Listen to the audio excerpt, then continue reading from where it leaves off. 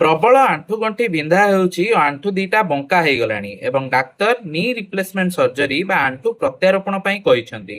ଅନେକ ଲୋକ ଏହି ଅପରେସନ କଥା ଶୁଣି ଡରି ଯାଆନ୍ତି, କିନ୍ତୁ ଆଜି ମୁଁ ଆପଣଙ୍କର ସବୁ ଭୟ ଦୂର କରି ଏହାର ସତ୍ୟତା ବୁଝାଇବି। ଫ୍ୟାକ୍ଟ ନମ୍ବର 1, ଏହି ସର୍ଜରୀରେ ଲୋକ ଭାବନ୍ତି ଯେ ପୁରା ଆଣ୍ଠୁ ହାଡ଼ କାଟି ଦିଆଯାଏ ଓ ନୂଆ ଆଣ୍ଠୁ ଲଗାଯାଏ, କିନ୍ତୁ ତାହା ପୁରା ଭୁଲ।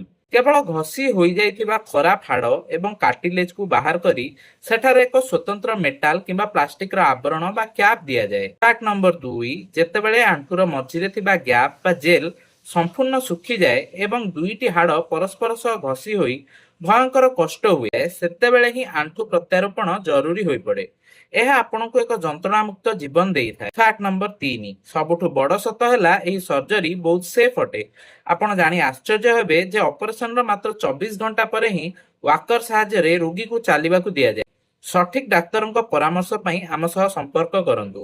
ଏହି ଗୁରୁତ୍ୱପୂର୍ଣ୍ଣ ଭିଡିଓଟିକୁ ଆପଣଙ୍କ ପରିବାର ଲୋକଙ୍କ ସହ ତୁରନ୍ତ ସେୟାର କରନ୍ତୁ, ଯାହାର